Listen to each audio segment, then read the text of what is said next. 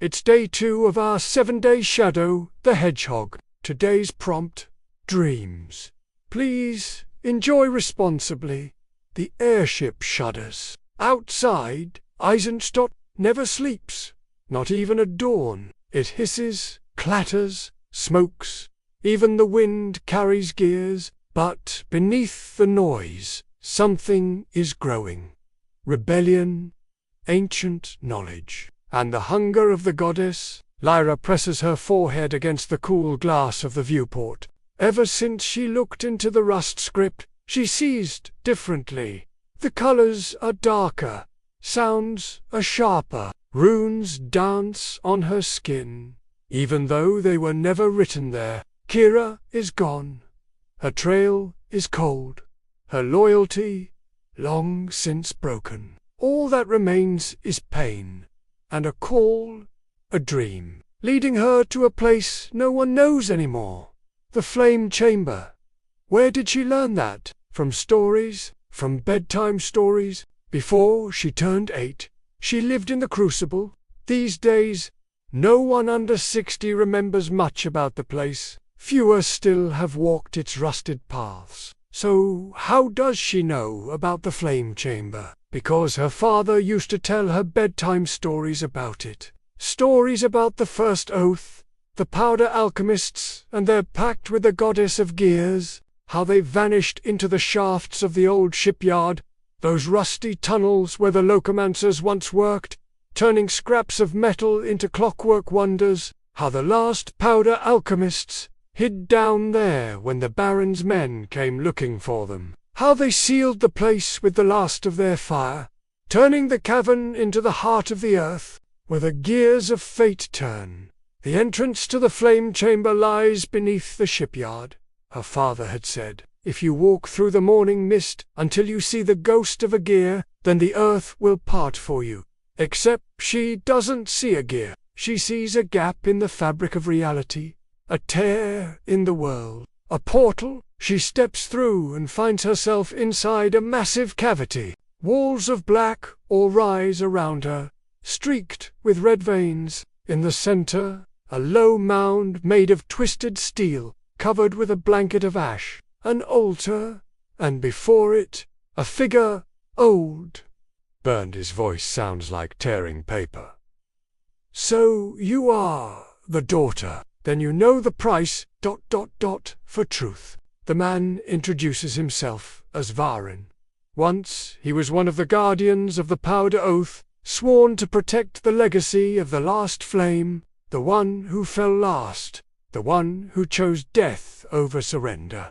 Now he is the last one who has not yet fallen. Varin rises from his seat and extends a hand. A knife, forged from rusty steam steel. Its blade is etched with strange symbols. He places it in Lyra's hand. Then he gestures to a nearby pedestal. There, a glass vessel, filled with a black powder that seems to pulse within a light. Varin dips a finger into the powder and lets some fall onto the palm of her other hand. The powder burns without touching her skin. It writhes like a living thing, trying to escape, like it wants to get away from her. A drop of blood, and your intention. Then the powder will know who you are.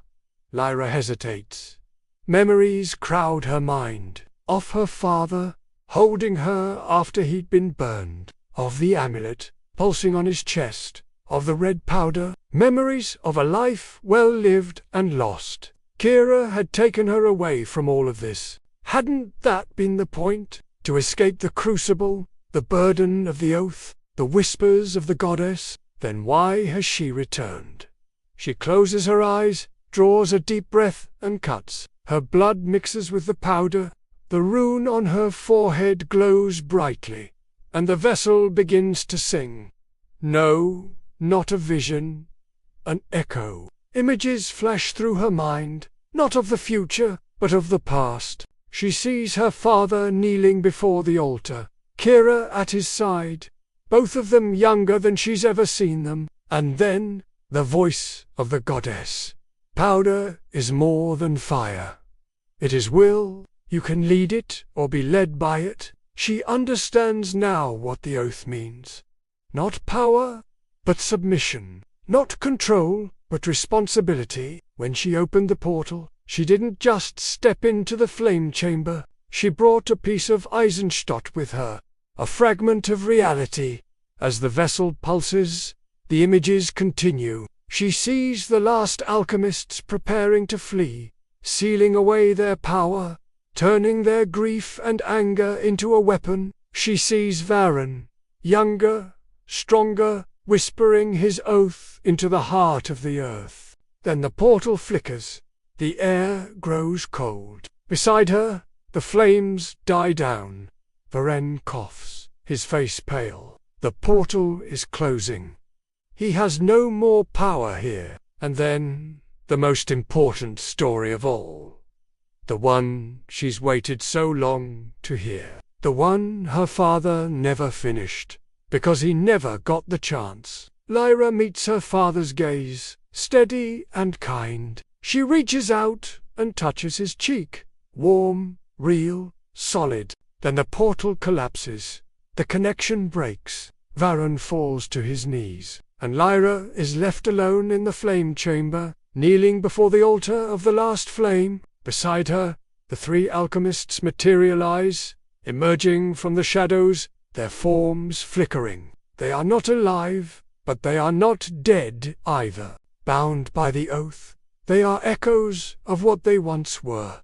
Fragments of memory given form. They know what is coming. Varen had told her everything she needed to know. The goddess is impatient.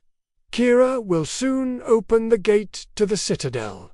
She is the key. She always was. Lyra stands up. The alchemists gather around her, their voices mingling in a whisper. The powder sings in her hand. It's warm now, humming with power. Varen watches her leave the chamber, his last look lingering on the collapsing walls, the crumbling remnants of the last oath. Behind him, the goddess stirs in her prison. Lyra walks back through the portal, carrying the final formula, the pure sequence, the essence of the true powder. She feels it, the heat, the power, and the pain, for every formula burns itself in, and what she now carries within her will change her. As the flame chamber collapses, burying the ghosts and the portal forever, Lyra runs towards the sound of gunfire and explosions. Towards the rising sun, she runs towards her destiny. Thank you for watching. I hope you enjoyed today's short. If you'd like to request something for next year, please leave a comment below. See you tomorrow.